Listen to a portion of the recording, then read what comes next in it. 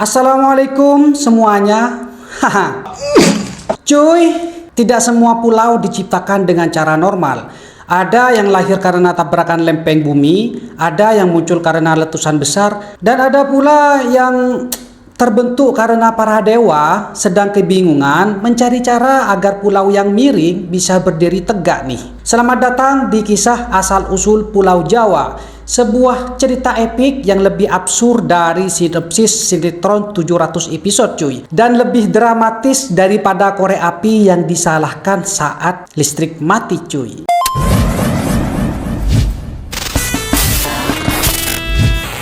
Jadi gini cuy, pada masa-masa awal penciptaan dunia, menurut mitologi Nusantara nih, Jawa bukanlah pulau yang megah seperti sekarang. Ia hanyalah hamparan tanah yang masih muda, labil, dan goyah. Seperti meja lipat murahan yang kakinya tidak sama panjang. Jawa tampak oleng, miring, dan tidak stabil cuy. Kalau ada manusia hidup saat itu, mungkin mereka akan bertanya nih, ini pulau atau wahana taman jungkar-jungkir? Anjir lah. Belum ada kota, belum ada sawah, belum ada gunung berapi yang gemar memberi kejutan berkala gitu kan. Belum ada pedagang bakso yang menolak kalah dari pesaingnya. Tidak ada apapun kecuali tanah gersang yang tampak tidak berniat menjadi tempat tinggal siapapun cuy. Para dewa melihat pulau itu dan merasa risih cuy. Bukan marah, bukan kecewa, tapi risih. Rasanya sama seperti melihat lukisan miring di dinding rumah, tidak mengganggu hidup tetapi mengganggu batin. Dan dari rasa risih inilah perubahan besar akan dimulai cuy.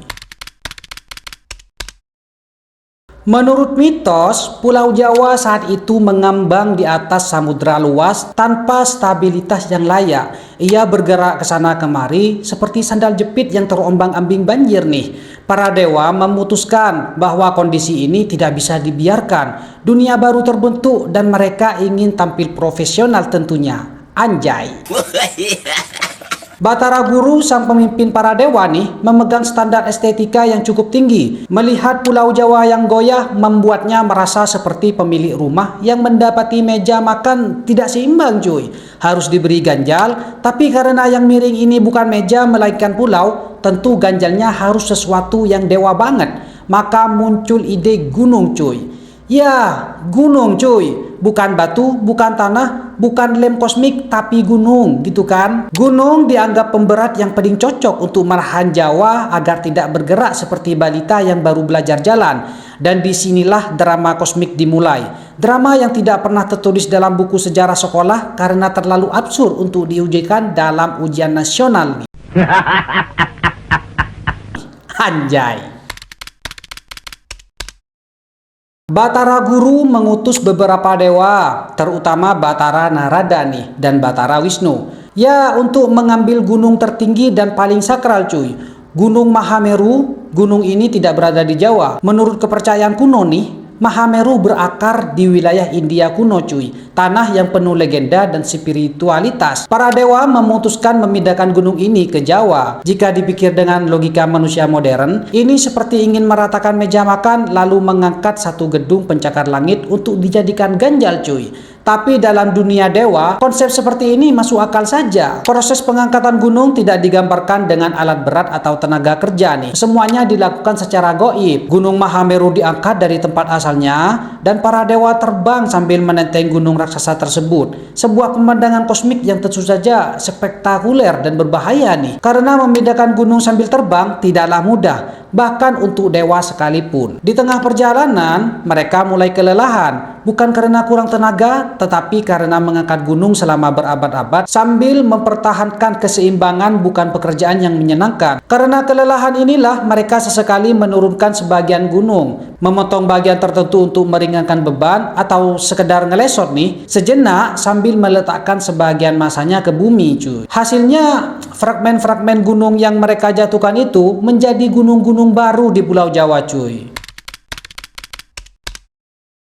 Bayangkan, para dewa membawa satu gunung besar, tapi karena terlalu berat, bagian-bagiannya jatuh berceceran sepanjang perjalanan. Ya, mirip seperti anak kecil membawa kue besar lalu topping-toppingnya berjatuhan satu persatu di jalan nih. Fragmen besar yang jatuh menjadi Gunung Semeru, fragmen lain menjadi gunung berapi, gunung Lawu, gunung Selamat, dan deretan gunung api lainnya. Setiap gunung seakan menjadi tanda lokasi tempat para dewa keteteran nih. Mitos ini menjelaskan mengapa Pulau Jawa penuh dengan gunung aktif. Bukan karena proses geologi rumit menurut versi mitologi nih, itu karena para dewa kurang istirahat cuy. Di sisi lain, gunung yang jatuh itu tidak langsung pas dan stabil. Beberapa ditempatkan dengan terburu-buru karena deadline Batara Guru terlalu mepet. Karena itulah sampai hari ini gunung-gunung Jawa sering meletus. Mereka seperti karya tugas sekolah yang dikerjakan terlalu cepat. Masih ada bagian yang meletup-letup nih. Gunung Merapi misalnya, terasa seperti gunung yang masih ngambek karena pemasangannya kurang rapi. Setiap beberapa tahun, ia memberikan update berupa letusan sebagai bentuk protes terhadap jadwal pengerjaan yang tidak profesional cuy. Semua ini menjadikan Pulau Jawa bukan hanya stabil, tetapi juga kaya dengan pegunungan dan tanah subur. Setiap letusan membawa mineral baru yang membuat tanah Jawa sangat produktif. Kalau dipikir-pikir, para dewa secara tidak sengaja menciptakan salah satu pulau dengan tanah paling subur di dunia. Ya, hanya karena mereka kelelahan mengangkut gunung terlalu besar.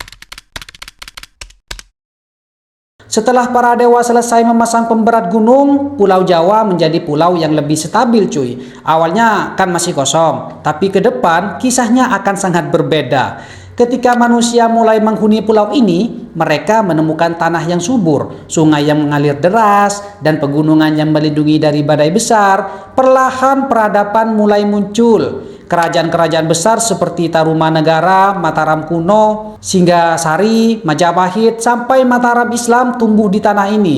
Jawa menjadi pusat politik, ekonomi, budaya, dan perdagangan cuy. Daerah pesisirnya dipenuhi pedagang asing yang membawa barang, cerita, dan budaya. Daerah pedalamannya menjadi pusat pertanian yang kaya dan makmur. Penduduk Jawa berkembang menjadi masyarakat yang kreatif, filosofis, dan pandai menyesuaikan diri cuy. Dari tanah yang dulunya kosong dan tidak beraturan, kini tumbuh peradaban yang melahirkan candi-candi megah seperti Borobudur, Prambanan. Ya, semuanya lahir dari pulau yang dulu hanya dianggap sebagai pulau miring yang butuh pemberat cuy. Jawa berkembang bukan hanya dari aspek ekonomi dan politik, tetapi juga seni, sastra, dan spiritualitas. Banyak ajaran tua dan konsep filosofi Jawa yang muncul untuk menjelaskan kehidupan, keseimbangan, dan perjalanan manusia. Pulau yang dulunya kacau sekarang menjadi pusat kebijaksanaan. Namun tentu saja kehidupan modern memberikan warna baru. Macet, sibuk, kompetitif, dan penuh hiruk pikuk. Kalau para dewa melihat kondisi Jawa hari ini, mungkin mereka akan berkata, bagus juga pemberatnya berhasil, ajilah. Setelah perjalanan penuh humor, absurditas, dan mitos, kini saatnya melihat versi ilmiahnya nih. Tidak ada dewa membawa gunung, tidak ada gunung jatuh karena kelelahan kosmik. Semua yang terjadi dapat dijelaskan dengan ilmu geologi cuy. Pulau Jawa terbentuk karena pergerakan lempeng Indo-Australia yang menyusup ke bawah lempeng Eurasia nih. Proses subduksi ini memicu aktivitas vulkanik besar-besaran yang menciptakan deretan gunung api di sepanjang pulau cuy. Gunung-gunung yang berjajar dari barat ke timur bukanlah serpihan gunung, melainkan hasil aktivitas magma yang terus-menerus. Selain itu, Pulau Jawa terbentuk dari jutaan tahun sedimentasi. Sungai-sungai besar membawa endapan dari pegunungan dan membentuk dataran subur. Letusan gunung api besar seperti yang terjadi di masa purba menambah kesuburan tanah dan memperkaya unsur mineral. Secara ilmiah, Jawa adalah pulau vulkanik aktif, kaya akan mineral, dan terus berubah hingga sekarang. Menariknya, meskipun mitologi dan sains berbeda, ada satu kesamaan.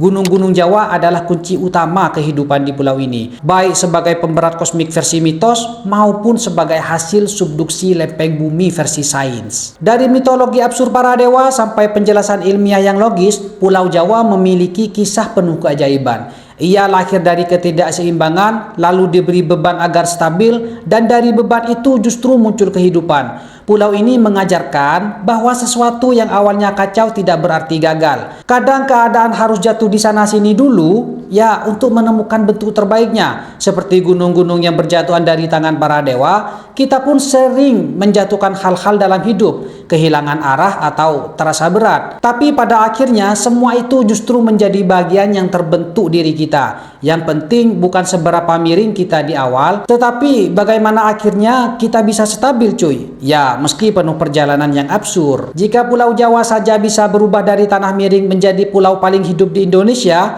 kamu pun bisa melewati fase chaosmu sendiri, cuy. Tidak perlu jadi sempurna dari awal, cukup bertahan dan tumbuh. Biarkan waktu membentukmu. Karena kadang keajaiban terbesar justru lahir dari ketidaksempurnaan. Dah ya, iyalah sampai.